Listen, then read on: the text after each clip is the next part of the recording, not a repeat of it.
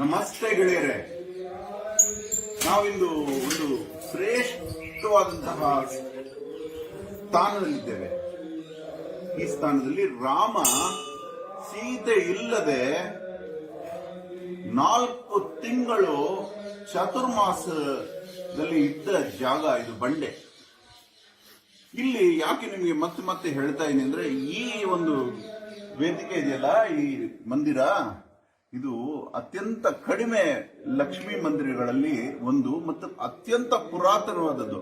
ಹಂಪಿ ವಿಜಯನಗರ ಸಾಮ್ರಾಜ್ಯ ಇರುವುದಕ್ಕೆ ಸಾವಿರಾರು ಲಕ್ಷಾಂತರ ವರ್ಷಗಳ ಹಿಂದಿನಿಂದ ಇಲ್ಲಿ ಲಕ್ಷ್ಮೀ ಆರಾಧನೆ ನಡೀತಿತ್ತು. ಈ ಕಟ್ಟಡ ಮತ್ತೆ ಕಟ್ಟಿರ್ಬೋದು. ಧನಿಕರ ಪಾಲಿನ ದೀಪದ ನೆರಳು, ದೀಪದ ಕೆಳಗಡೆ ನೆರಳು ಹೆಂಗಿರುತ್ತೋ ಧನಿಕರಿಗೆ ಹಾಗೆ ಎಂಜಾಯ್ ಮಾಡಕ್ ಬಿಡಲ್ಲ ಲಕ್ಷ್ಮಿ. ಬಡವರ ಒಡ ಹುಟ್ಟಿದ ಮಗಳು ಆಕೆ ಬಡವರು ಅತ್ಯಂತ ಅನುಭವಿಸ್ಲಿಕ್ಕೆ ಬಿಡ್ತಾಳೆ. ಕಾಯಕನಾಥನ ಕಾಲೊತ್ತುವಳು, ಯಾರು ಕೆಲಸ ಮಾಡಿದ್ರೆ ಅವ್ರ ಕಾಲೊತ್ತುತ್ತಾಳಂತ ಲಕ್ಷ್ಮಿ. ಆ ಲಕ್ಷ್ಮಿ ಇಲ್ಲಿರೋದು ಯಾಕೆ ಇವತ್ತು ಹೇಳ್ತಾ ಇದೀನಿ ಅಂದ್ರೆ, ನಾವು ಕರ್ನಾಟಕದಲ್ಲಿ ನಾವು ತುಂಬಾ ಜನ ಸಾಲ ಬಾಧೆಯಲ್ಲಿದ್ದೀವಿ. ಒಬ್ಬರಿಗಿಂತ ಒಬ್ಬರು ಸಾಲಗಳು ಮಾಡಿಕೊಂಡು ಇದೇ ಒಂದು ಐಶ್ವರ್ಯ ಮಾಡ್ಲಿಕ್ಕೆ ದಾರಿ ಅಂತ ತಿಳ್ಕೊಂಡಿದೀವಿ. ತುಂಬಾ ದೊಡ್ಡ ದೊಡ್ಡ ಸಾಹುಕಾರರು ಇವನ್ನ ಬಿಟ್ರೆ ಇಲ್ಲ ಅನ್ಕೊಳ್ಳೋರು ಇವಾಗ ಸಾಲಗಳು ಮಾಡಿಕೊಂಡು ದೇಶ ಬಿಟ್ಟು ಹೋಗಿದ್ದಾರೆ. ಹಾಗಾಗಿ ಸಾಲದಿಂದ ಯಾರು ಮೇಲ್ ಬರಕ್ಕಾಗಲ್ಲ ಅನ್ನೋ ಒಂದು ಸೀಕ್ರೆಟ್ ಲಕ್ಷ್ಮಿ ತಿಳಿಸ್ತಾಳೆ. ಆದ್ರೂ ಗೊತ್ತಿಲ್ಲದೆ ನಾವು ಸಾಲ ಮಾಡಿಕೊಂಡು ಮನೆಗಳು ಕಟ್ಕೊಂಡಿದೀವಿ, ಸಾಲ ತೀರ್ಸಕ್ಕಾಗದೆ ಒದ್ದಾಡ್ತಾ ಇದೀವಿ. ಮಕ್ಕಳು ಕೇಳುವ ಆಟಿಕೆಗಳಾಗ್ಲಿ ತಿಂಡಿಗಳಾಗ್ಲಿ ಕೊಡಿಸಕ್ಕಾಗದಷ್ಟು, ಮನೆಯಲ್ಲಿ ಒಂದು ಬಲ್ಬ್ ಹೋದ್ರೂ ಹಾಕ್ಸಕ್ಕಾಗದಷ್ಟು ಸಾಲದಲ್ಲಿದ್ದೀವಿ. ಎಲ್ಲರೂ ಇವನನ್ನ ಅವ್ರ ಹತ್ರ ನೀನು ಸಾಲ ಮಾಡಬೇಡ ಅಂತ ಹೇಳ್ತೀಯಾ, ಹಾಗಾದ್ರೆ ಸಾಲದಲ್ಲಿ ಇದೀವಲ್ಲ ಆಲ್ರೆಡಿ, ಇದರಿಂದ ಆಚೆ ಬರೋದು ಹೆಂಗೆ ಅಂತ ಕೇಳ್ತಾ ಇರ್ತಾರೆ. ನೋಡಿ, ದೇವರು ಅಂದ್ರೆ ನಿರ್ಗುಣ ನಿರಾಕಾರ ಪರಬ್ರಹ್ಮ. ದೇವರನ್ನ ನಾವು ಕನೆಕ್ಟ್ ಆಗಬೇಕು ಅಂದ್ರೆ ದೇವಾಲಯಗಳು ಆ ಪಾಠ ಹೇಳ್ಕೊಡುತ್ತೆ. ಆದ್ರೆ ಲಕ್ಷ್ಮೀ ದೇಗುಲ ಇಲ್ಲಿದೆ. ನಿಮಗೆ ಒಂದು ಉಪಾಯ ಅವ್ರ ಹತ್ರ ಸೂಚಿಸ್ತಾನೆ. ಇಂಥ ಆದಿ ದೇವರು, ಬನ್ನಿ ಹೊರಗಡೆ ಪೂಜೆ ನಡೀತಾರೆ.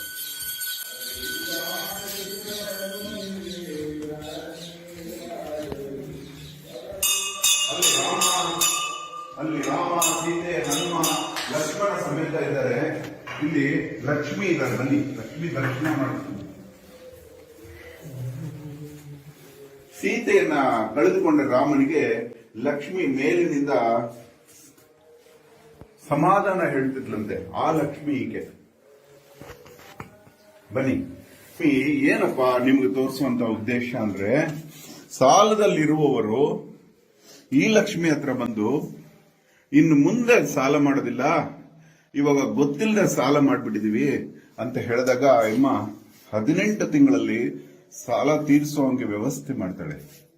ಮತ್ತೆ ಆಕೆ ಕೊಟ್ಟ ಮಾತು ತಪ್ಪಿ ನೀವು ಮತ್ತೆ ಸಾಲ ಮಾಡಿದ್ದೀರಿ ಅಂದ್ರೆ ಮತ್ತೆ ನೀವು ಯಾರು ಕಾಪಾಡಕ್ಕಾಗೋದಿಲ್ಲ. ಹಾಗಾಗಿ ಈ ಅಮ್ಮನ ಹತ್ರ ನೀವು, ನಾನು ಇನ್ನು ಮುಂದೆ ಸಾಲ ಮಾಡೋಕ್ಕಾಗಲ್ಲಮ್ಮ ಅಂತ ಹೇಳಿ ಮೊದಲೇ ದೃಢ ನಿರ್ಧಾರ ಮಾಡಿ.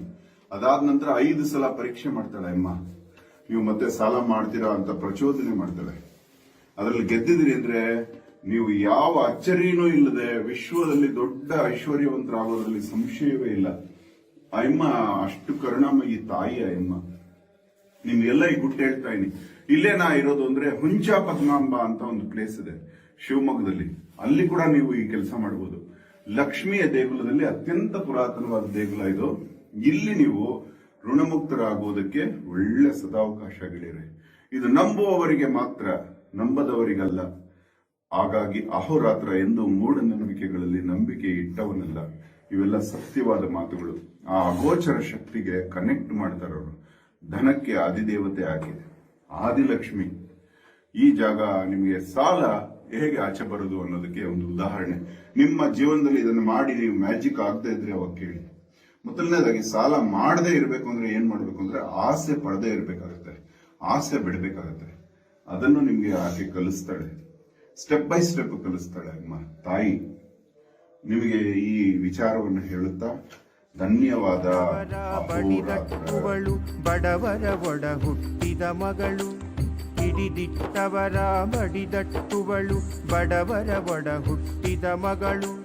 ಬಿಲ್ವಾರೋಗ್ಯದ ಗುಟ್ಟವಳು, ಬಿಲ್ವಾರೋಗ್ಯದ ಗುಟ್ಟವಳು, ಬೃಂದಾವರೆಯ ತೊಟ್ಟವಳು ಲಕ್ಷ್ಮಿ ತುಂಬ ಜಾಣೆ ಕಣು ವಿಳಾಸ ವಿಷ್ಣುಪಾದ ಕಣು ವಿಳಾಸ ವಿಷ್ಣುಪಾದ ಕಣು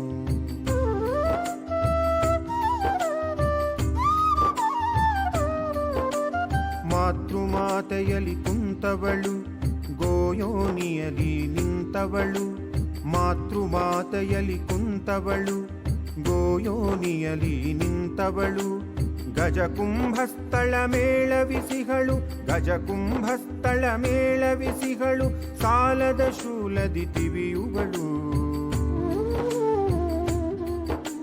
ಕುಂತಲ್ಲಿ ಕರಗುತ್ತ ಬರುವ ತಾಯಿ ಕಾಯಕನಾಥನ ಕಾಲೊತ್ತುವಳು ಕಾಯಕನಾಥನ ಕಾಲೊತ್ತುವಳು ಲಕ್ಷ್ಮೀ ತುಂಬಾ ಜಾಣೆ ಕಣು ವಿಳಾಸ ವಿಷ್ಣುಪಾದ ಕಣು ಲಕ್ಷ್ಮೀ ತುಂಬಾ ಜಾಣೆ ಕಣು ವಿಳಾಸ ವಿಷ್ಣುಪಾದ ಕಣು